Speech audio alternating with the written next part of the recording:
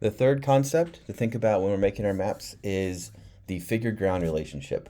So the figure ground relationship is really that relationship or that interplay that we have between our foreground information or our primary information that we have on our map and the contextual background information and what different combinations of color, lightness, texture, um, different graphical design features can we use to make the foreground information, right, the figure, stand out against the contextual background information. So this is similar to the visual hierarchy in terms of the layering of your data, but in this case, we also want to emphasize our figure, our area of focus, and de-emphasize or mute or make more subtle and background our uh, contextual information.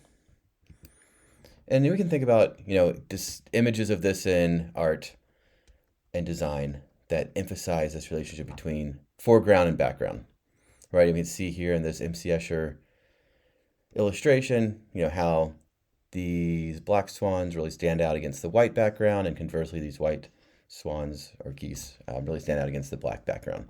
And so you can think about ways, you can interplay that differentiation of lightness and darkness within your map design, different color combinations, different textures, something that's like fully saturated with kind of heavy lines and full color palette within the polygon you're using versus something in the background you might use very thin lines, a very muted color palette, maybe even like a partial fill or a dot texture or gradient fill or something like that in the background to de-emphasize those areas, vignettes, shadows, things like that. Where on the foreground, you're really trying to bring those to the surface, bring those to the front.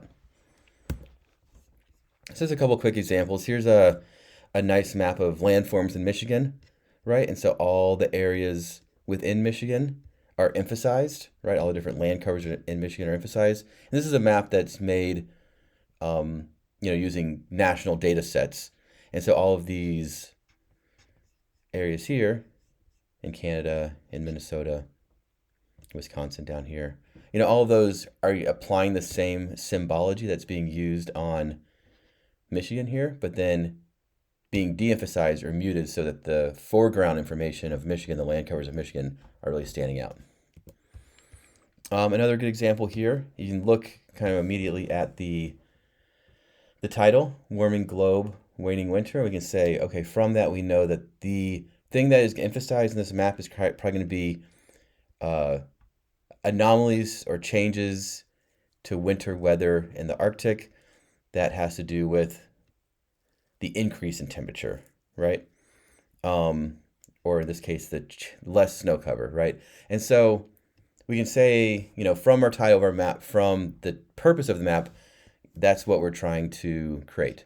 And so from that, within our visual hierarchy and using our foreground versus background information, we're really going to bring attention to this red color, right, as being the anomaly that tracks with the purpose of the map of the warming globe, right?